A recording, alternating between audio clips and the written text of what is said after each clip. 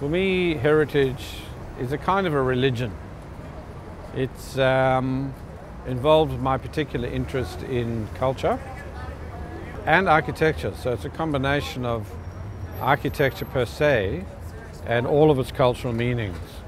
And my particular interest in architecture is in the historic dimension, because I think without an understanding of the history of architecture, we don't really understand what we're doing today.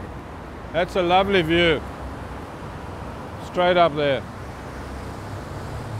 You've got the sweep of this, the geometry of that, and the tower there. That to me is architecture. Beautiful. I'm a trained architect. I went through the process of learning architecture in its full dimension, and in my professional career I became a little bit bored with the whole idea of generating constantly new things, and in the end I kind of saw the whole profession as simply being unnecessarily artistic or trying to draw from it some kind of cleverness which comes and goes, and I ultimately look for intellectual rigor. And when I fell upon heritage quite early on in my career, I thought to myself, well, here is something of a social nature that's worth saving. Surely it must be. All historical objects are interesting. You cannot deny, for instance, that the Colosseum is an uninteresting place. You would not be able to say that Venice is boring. You can't say that. The values are there to a certain degree, as almost sort of cultural saviors of a resource. I wake up in the morning thinking of heritage, I go to sleep, and the next morning I wake up and think about heritage. I probably dream about it as well. Heritage is all about history. It's about preserving the past. It's about communicating the values of heritage to present generations and future generations, because it tells us stories.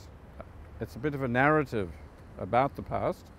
So the idea is that these buildings are representative of history, and it's very important in society as almost a social tool to have these buildings around, even if it's backdrops, because they give you impressions, they give you access to historical material, the way people did things in the past, the customs, the beliefs, and even at a more detailed level, the building technologies involved.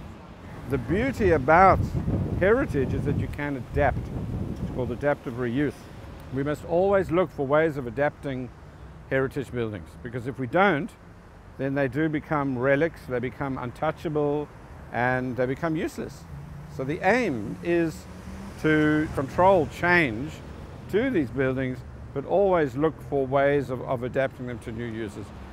Society changes, its needs change, its perceptions change, and heritage must move with that. It also comes down to the measurement of rarity and representativeness.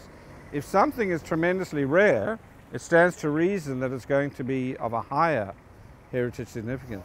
It might appear to be very subjective, but we do have systems of objectifying that whole process, because we're dealing with rare cultural material, which I believe is worthy of saving. If this building were knocked down and destroyed, I think we'd lose an unbelievable amount. We'd lose not only the building, but we'd lose all of the history that's tied up with this place. It's a broad church. Heritage is a broad church. It has many sub-disciplines, and today we understand it as being a cultural phenomenon. And the question today is, whether that will survive. Will heritage as a cultural pursuit survive into the next 50, 100 years? That's the big question.